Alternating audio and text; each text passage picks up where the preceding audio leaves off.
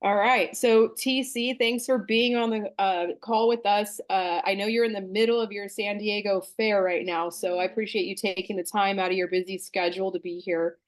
He's going to be talking about maximizing energy at the booth. TC's at 3.2 million in sales. He's had multiple 10, 20K, 30K, and 40K pushes. He's also a health specialist and a fitness coach and advocate, an avid snowboarder. So I'm going to go ahead and turn it over to you, TC. Hey, Denise. Thank you. Thank you guys for having me on. Just so I know, I'm aware, what's the I guess the framework of this looking like? Is everyone that's on the Zoom call, is this everyone that's here, or are there like other people that this might be being broadcast to, like some sort of like physical group meeting? So this is actually just a Zoom call. It was supposed to be a physical meeting, but we had some unexpected changes to the schedule in terms of our location where we were going to meet, and then a couple of issues with people being able to be there because of their event schedule. So we wanted to do this meeting actually earlier in the year, and it just didn't pan out with the schedule. So we're just trying to make it work, and so everybody's on Zoom. Awesome. Well, I just wanted to clarify that because I know a lot of people here. Really great to see you guys. I haven't seen some of you guys in a long time. Really appreciate you guys having me on, especially to speak about this topic and this topic around energy, anything related to health, anything related to energy, anything related to fitness. I'm very, very, very, very passionate about. So I hope I can deliver you guys some really good quality goods that you can take into your booths, into your shows to help maximize energy. And I want to start off by saying energy is kind of like a relative topic because when you ask people what energy even means, I think we have to understand to clarify it, to get a good baseline understanding of the definition. Because some people think it's only physical energy, then you can have emotional energy, mental energy, and I even think it goes all the way down to spiritual energy. So one thing I want to open up with, I actually spoke about this at my meeting, or excuse me, my team before, about life optimization, and how this all ties in, into our work life, our sprint. When I think of shows, especially if they're like long shows, big shows, I consider them marathons.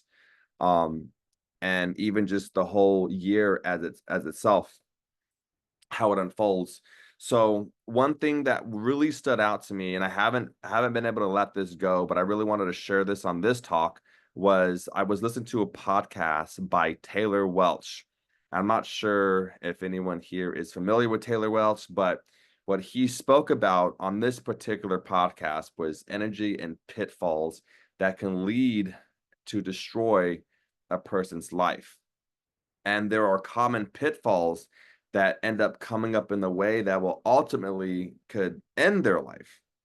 I know it's a negative connotation, but just kind of bear with me because I'm going to show you how this actually ties in to not only from like the one extreme, but all the way to the other extreme on how to become successful and how to incorporate these things so we can elevate ourselves in terms of our potential, in terms of our success markers, or if we even have limiting barriers or glass ceilings that we see that we're capable of, like we know that we can, that we're at some sort of like par or some sort of barrier that we want to break through. I call that a glass ceiling because you can see what's on the other side, but you haven't been able to like get there yet. So these will help. So the mistakes you want to avoid are three of them. There's a learning mistake, a lazy mistake, and a loser mistake. So the learning mistake is when life gives you challenges, and those challenges are designed to teach you a lesson that will give you the skill that you need in order to progress to the next chapter in your life. So things like whatever feedback you're getting, let's say you get a no sale at the booth, or you get some sort of objection that you've been getting over and over again, that should just be feedback on trying to understand. There might be something in your demo, there might be something within you, there might be something in your energy, there might be something in your attitude, there might be something in your facial expression. Who knows what it is? There's not like a book that has, here's the secrets to life, here's the answers, here's the indexes, and here's how to find exactly what you need. The problem, the challenge is you have to find it and test it to see what feedback or new feedback you'll get on the back end. So you want to take a look at the learning mistakes. So what are you learning from the everyday aspects that life has given you? The other one is lazy mistakes. So lazy mistakes is like not paying attention, not giving your full effort, something that you're doing or you're not doing, or something that happened or didn't happen. So like, were you not paying attention in the middle of the engagement? Maybe you, especially for us veterans, if you've been doing this for a long time, we tend to get really comfortable cutting corners. Maybe not giving like the best pitch, maybe like tuning out while you're talking to Miss Jones because you've said the same approach hundreds and hundreds of times. These are the things that really will make a big difference in terms of you actually showing up. So not being lazy and not allowing that mistake to come in from you not progressing to what your potential could be. And the last one is the loser mistake. And I think this is the biggest one that needs to be avoided and eliminated at all costs. And I think a lot of people here are good at this one because you've gotten to a level in your business, in your career already, that if this was the issue, it probably wouldn't have allowed you to excel at this level. But it needs to be addressed. And the loser mistake is not taking responsibility to connect to the mistake that happened. It's playing the victim mindset. Like I'm having a crappy day, or I'm not doing the best that I could do because I have like a bad spot, or I don't have my knives the way they need to be set up, or I don't have, I don't know, like my the setup is not the way that it needs to be. Like pretty much finding anything that you can place blame on other than yourself will just strip power from you. And once the power removes from you, you remove responsibility that you have to take control on finding out what needs to be improved on in order to grow and succeed. So these are also things that could be like, if your health isn't where it needs to be, or your family could be in disarray, but it's not your fault. Like some people like to blame politics, or it's President Biden's fault, or it's President Trump's fault. Like this is all happening. Every time that we do things in a way that puts blame on other things, we just take ourselves out of the equation. There's no ability to learn from it. There's no action that you can take for you to actually get better, given the circumstances to arise over whatever challenge is coming your way. So it's about taking negative situations, learning from them, and turning those lessons into skills, which becomes your weapon to go out and conquer in every aspect of life. So the thing that boils down to this is, I want you to ask yourself, what does the best version of you look like? And I know this is a convoluted open question, but I really want you to think about this in all dimensions. If you think about yourself, what does the best version of you look like? And I'm also meaning like physically look like. The best version of you physically look like. What are their thoughts? How do they think? How do they move? How do they act? How do they carry themselves? Maybe what kind of accolades and achievements do they have? And then, how do they physically look like? And you can also see, what are you currently doing right now? And now there should be a gap to bridge. So when you think about that, just keep that in mind, kind of like in a back pocket, because I'm gonna bring this up later, as I speak about some of these cool concepts, or these key concepts I want to share with you. But there's going to be 3 keys on how to optimize your life in preparation for either having your best summer ever, or your best fair ever, or even your best year ever, which I know a lot of people, if you guys are doing events, you probably have like some big key events. I'm not sure how big your events are, but we are right in the middle of a 21-day, or no, 27-day event. So it's actually more like a marathon. But I do know like a lot of teams out there have like shorter, 10-day events, 5-day events, and some people actually have like, long 21, 27, 31-day events. So the first concept is you want to prepare yourself in the beginning in terms of how you're learning and growing, because there's going to be ways that you want to prepare yourself leading up to the event, and then when the event happens, it's actually game time. So the routines just shift in a way that optimizes yourself to perform your best at the actual event. But you can't just like do nothing, like jack nothing, like all year, and expect just to have all these routines set in place so when you go to the event, you just crush it. It doesn't really work like that. You have to develop your skill sets, you have to develop your mindset, you have to develop your habits along the way, and then when the event comes, you just crush. You just show up because you've been doing all the back end work beforehand, and then when you finally have an opportunity to show up your best, that's game time. Think of it like if you have your biggest event, treat it like the Super Bowl or like the championship round. And like everything before that is just practice.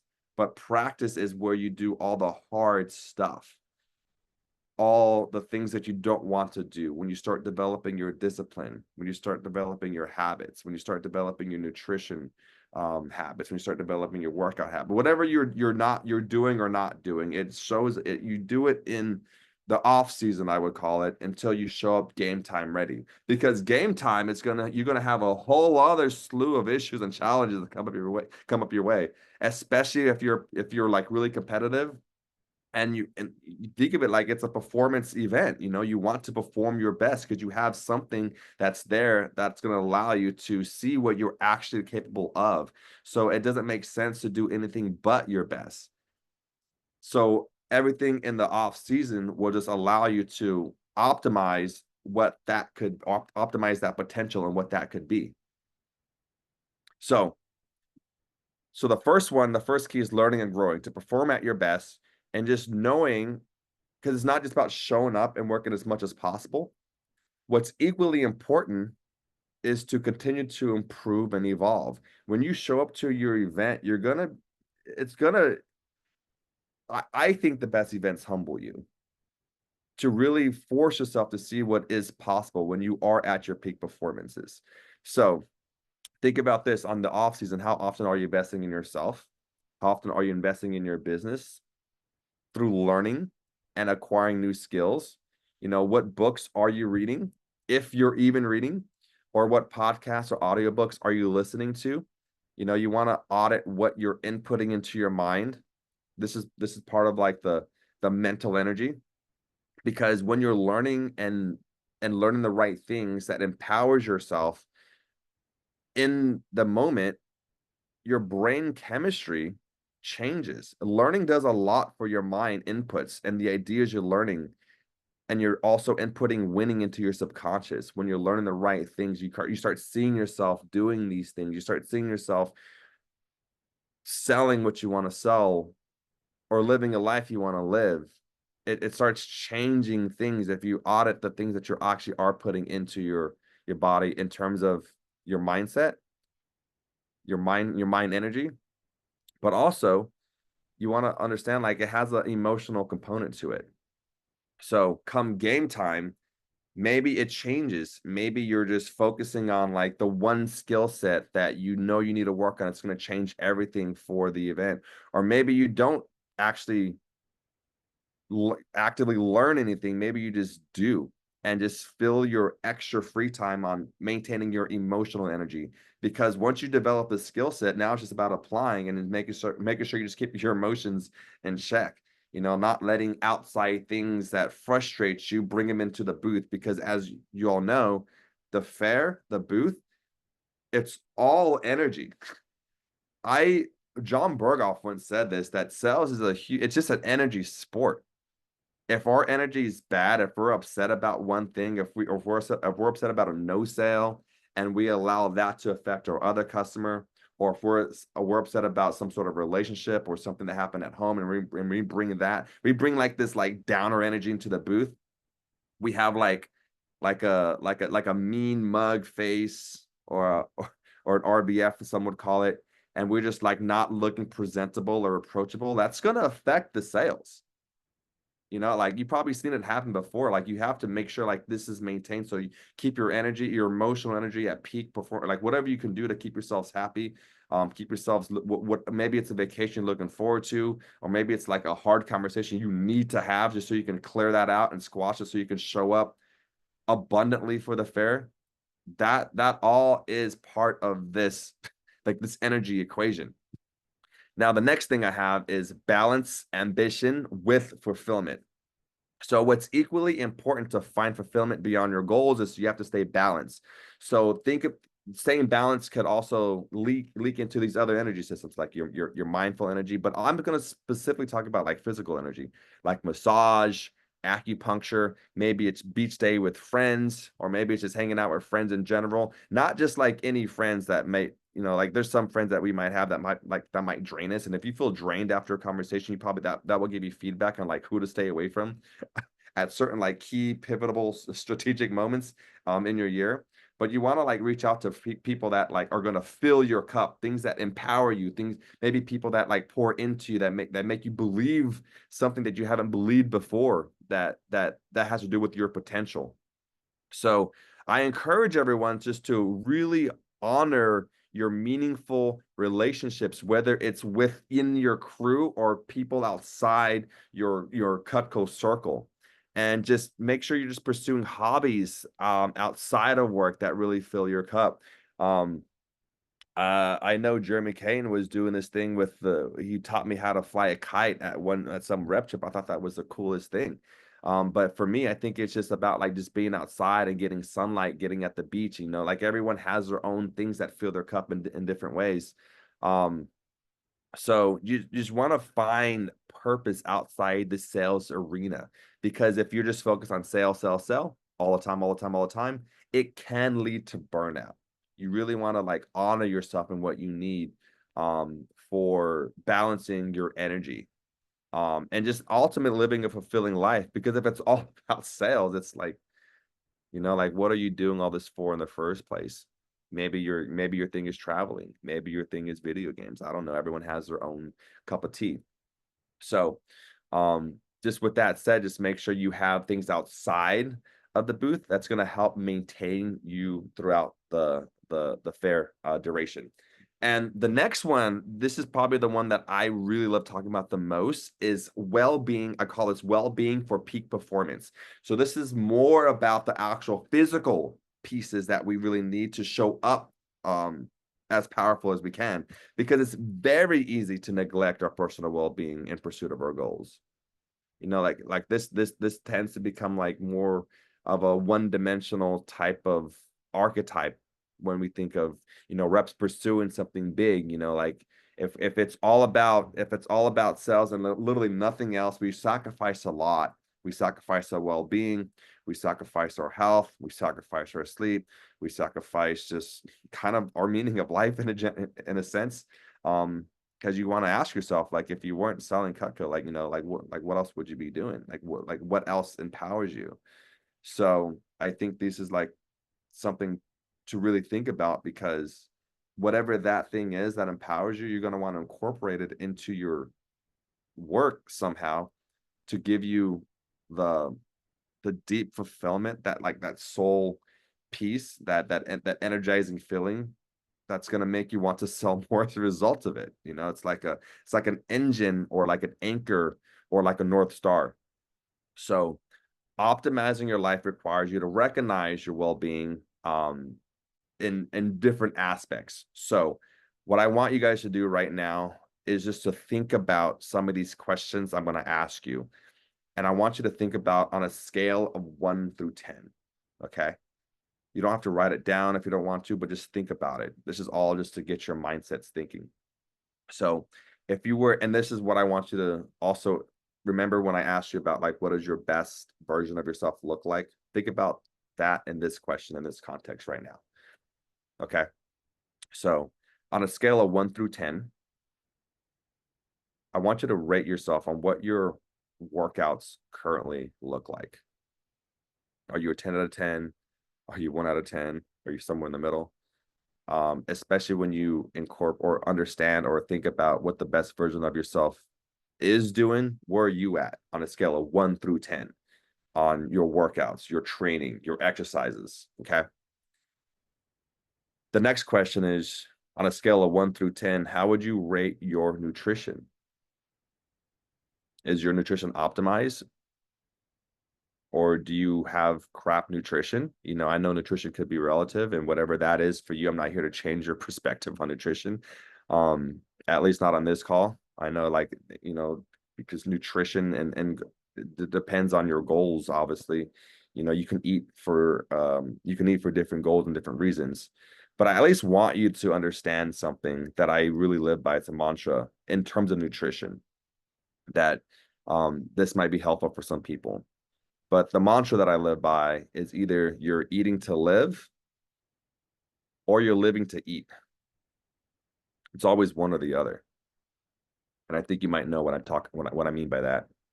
So anyways, 1 out of 10, what does your nutrition look like? And then the next question is, on a scale of 1 through 10, what's your sleep quality?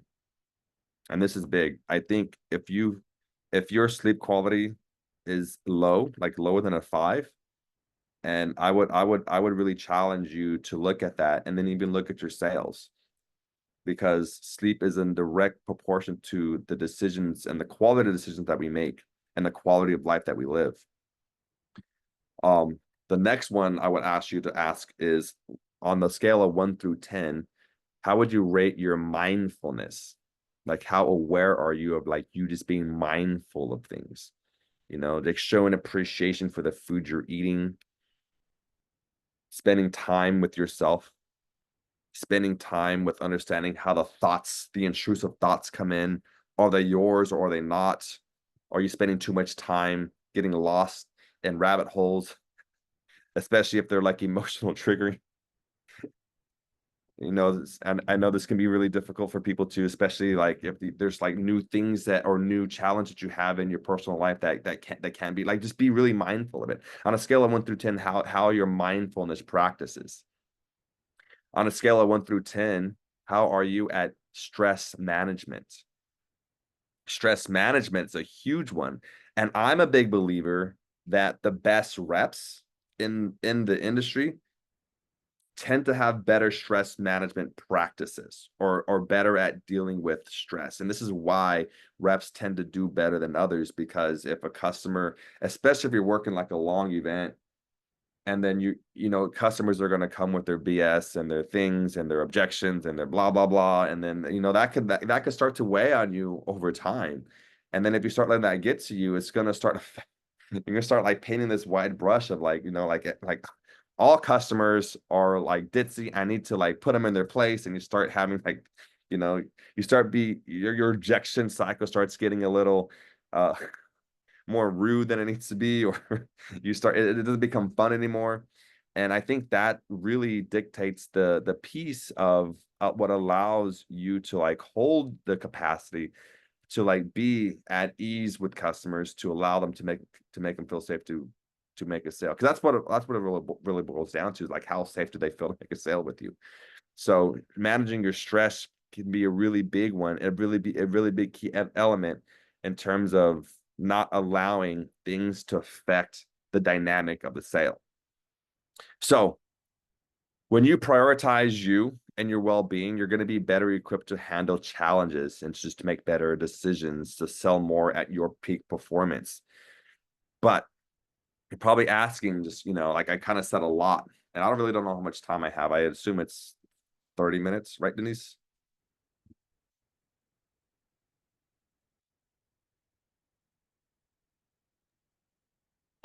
You've got 5 more minutes if you want to talk, and then we can open it up for questions if you have anything else. If not, we can open it up for questions now.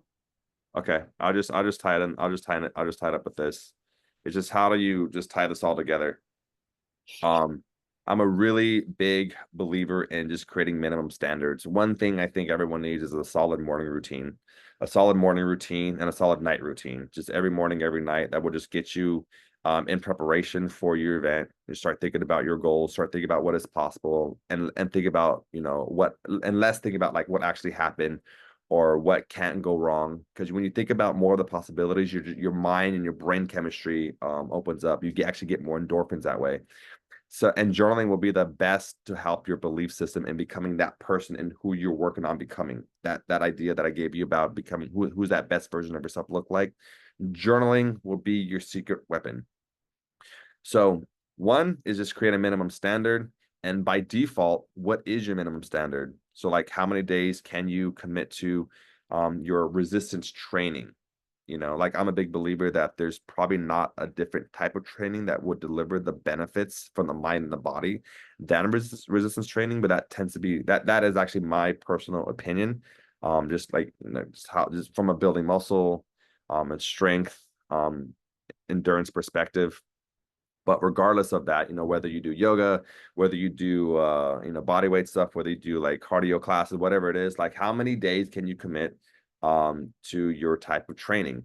And what ways can you improve your nutrition? You know, I would find one, what is your goal that you even have for your physical body or your energy or your mindset, and just reverse engineer it.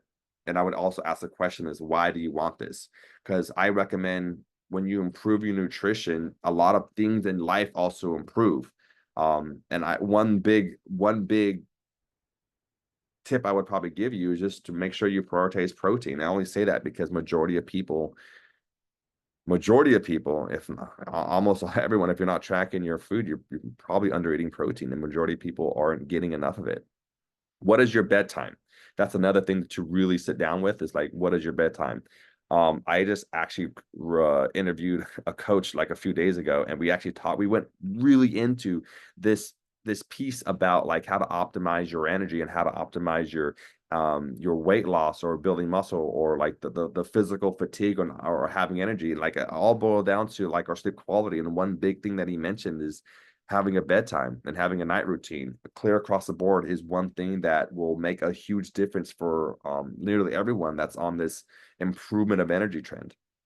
So the other big thing is you really, especially if you're busy, you want to systemize your nutrition. I really recommend against fast food. No more BS. You either want to subscribe to a meal prep company or commit to meal prepping your own food. I do both. And you want to do things with purpose and intent. Because when you create and craft how you want to improve your mindset through visualization, through meditation, or mindful thoughts, then over time you will just start becoming that person. It's weird. It's almost like voodoo magic, but in the same time, it's not, because if you understand the way the mindset works and the RAS, the reticular activation system, and the whole understanding of the brain chemistry and how these neuron synapses tend to start connecting to different thoughts in a sense, versus getting wrapped up in what happened or what we don't want, we start changing our lives, in a sense, changing on our identity. So the biggest takeaway that I want you to take from all this is, you know, it's one thing about, you know, I can give you like, you know, what to eat and blah blah blah, like for the booth, but like it goes deeper than that. So like, this is for you creating you in terms of shifting your identity to the version of yourself you want to be. And if you identify as a subpar rep, if you identify as a lazy person or a lazy rep, or if you identify that someone who doesn't work out, or someone who's out of shape, or overweight, or whatever it is, you just continue to run against brick walls until you change your self-image. And how you change your self-image is to spend more time in the thoughts of who you want to become, and then actively trying to adopt those routines. Then at this point, every time you do something difficult, every time you take discipline, every time you do something you kind of don't want to do, but that's in line with your goals, you're changing yourself and your identity one little bit at a time, until that's who you become, until that's the version of who you start to embody. And it just takes that discipline and that mindfulness to get over those humps. You know, like and you guys probably already understand, like this already happened in a way where maybe you were like Johnny New Rep and you had trouble making phone calls. I think we all been there. And then you like force yourself to make phone calls until it got to a place where you just can't like imagine, like it's just getting the work done because that is the job. And it just, you don't understand, like, how was I just not showing up? How come I just didn't like feel like not doing these things when now like it's this part of like your identity. So anyways, there's a book called Psycho Cybernetics. I really recommend it. That goes more into the mindset stuff. And then there's also a book by Hal Elrod that's called Miracle Morning. That really will help with the morning routine. And then I also created a guide on successful morning routine habits that really tries to like tie these together for like a little easy to read graphic that could be really helpful. So if you guys want any of this, I could just send it to you, like in the chat or afterwards. But I hope that was helpful, you guys. That's my time. Thank you so much, TC. We really appreciate you. Does anybody have any questions for TC? We'll open it up for a couple minutes for some Q&A.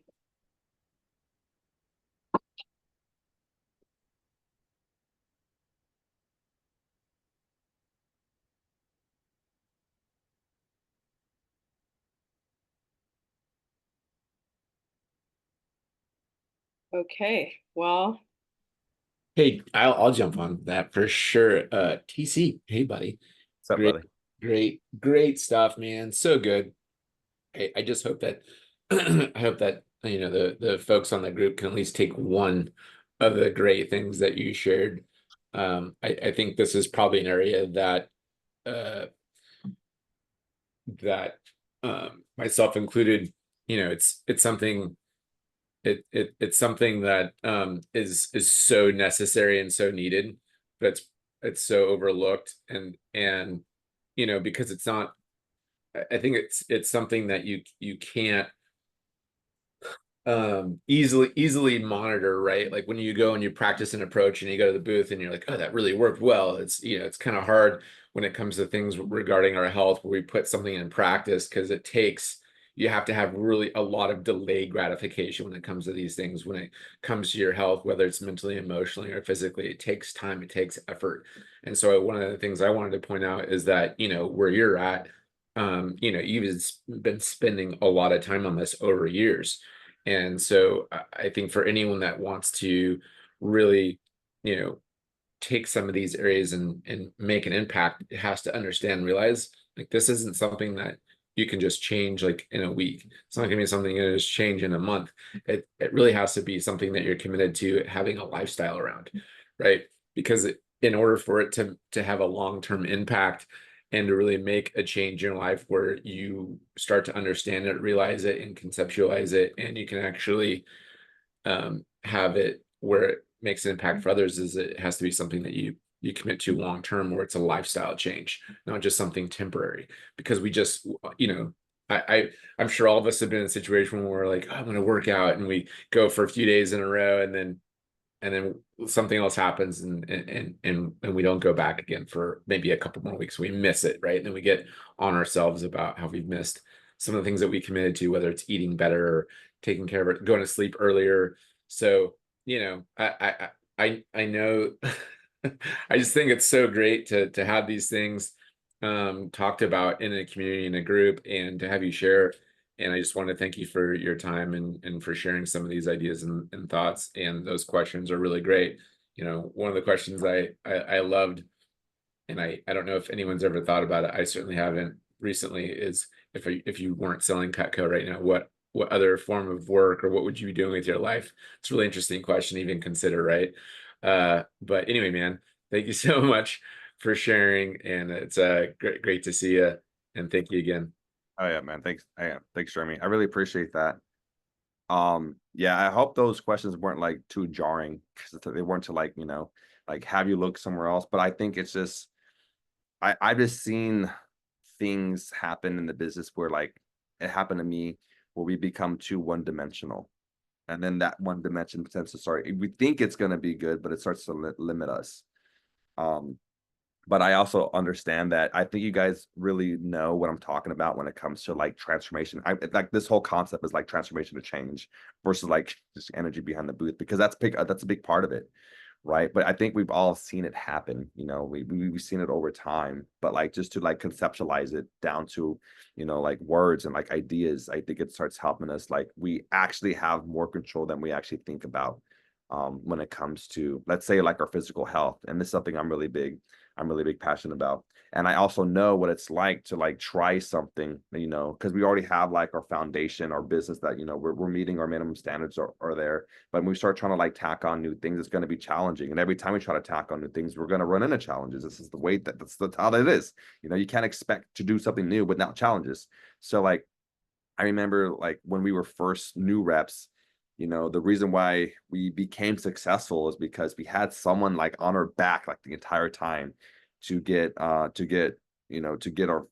phone calls in, to show up to the team meetings, even though I didn't want to go to the team meeting, I didn't want to show up to the work, but they made me go and I went, and maybe I wouldn't be here if it wasn't for that. So that, to me, to like look back about that is a huge level of accountability that I didn't sign up for, but I still had it.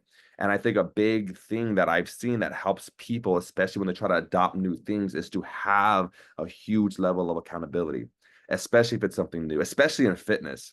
So like if anyone here is on a fitness reign, whether it's nutrition or fitness, adopt a huge level of accountability. And there's different ways you can do it. You can either like reach out to a friend and say, hey, I want to do this together. I want to be accountability partners. Let's make sure that we commit to training, this many days of the week. Or maybe you do it with your partner, maybe you do it with, or maybe you blast it out to social media. I don't think that works as well as having someone, like one person that you can either like let down.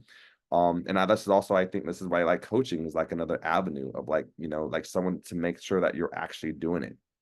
So different avenues of accountability will really help us stick to the game plan if it's something new that we haven't done before, so we can have success in the back end. Because reality is, man, we're going to probably want to give up on ourselves.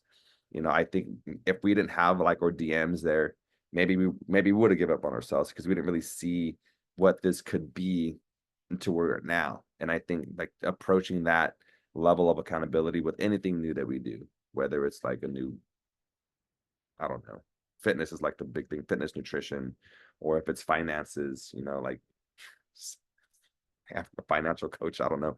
So anyway, so that's my tip for you guys. I can talk a lot more about more individual concepts around like what to eat, nutrition, whatever. If you guys have any questions, just feel free to reach out to me. Feel free to call me.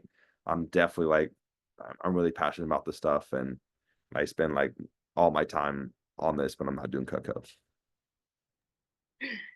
That's awesome, TC. I know that you also offer some coaching. So I just want to give you like a chance to plug that a little bit.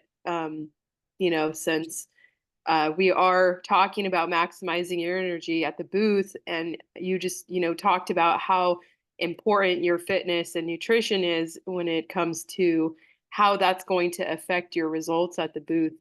So I'll give you a chance to kind of talk about your business a little bit. I know that's something you do outside of Cutco, and you're super passionate about it. And so I know that you offer coaching. So if you want to mention a little bit about that. Yeah, I would love to. I try to like not like plug that into these events, because I try to keep it, separate, but given the chance to like share that, I would love to, because it's literally what I do.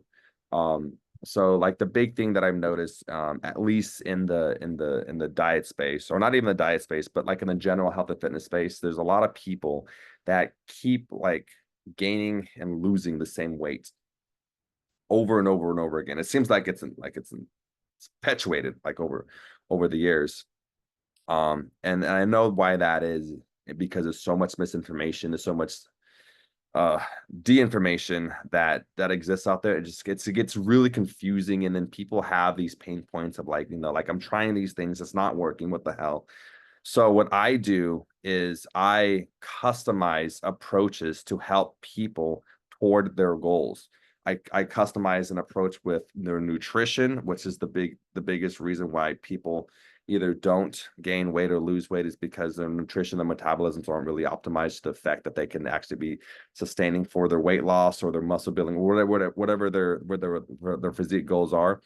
but also with their training and their workout program, I customize their program so it works in a way that gives them the foundation to sustain it through their everyday life, whether they're traveling reps, whether they have actually a solid routine, whether they're DMs or DMs with the office or stay at home mobs. So like everything is 100% customizable to ensure that they get the best possible outcome.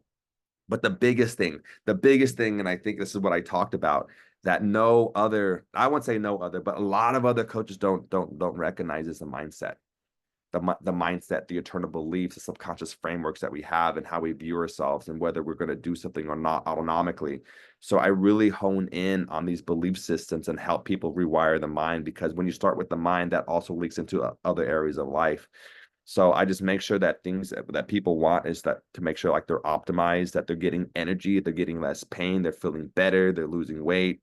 They're feeling more active. They have the energy and the confidence that they want to go on into their business, especially for reps and people who are in business. Because I'm a big believer that when you're in shape, you just carry not only a respect for yourself more, but other people see that and like have a higher sense of respect or appreciation for you more. So if you're already a top rep, I guarantee, like if there was an image that represented like your best self, you would sell that much more. And I've seen it happen with a lot of my clients, where I've taken people, that what they needed to lose like 40-50 pounds, and then as a result of them through the process of doing like their physique changes and also their mindset changes, like their business ended up skyrocketing. I can name 2-3 people right now that I've experienced this happen, that I work with. Once they started like breaking those glass ceilings, once they started gaining their confidence, it just leaked into other areas of their life. So anyways, so that's a little bit about what I do. It's less about just physique. It's more about like internal and external transformation, so people can live the life they want, and in turn, like I guess it's happening, like actually acquire and hit the success numbers that they want for their business. I love that. I feel like I've lived it too.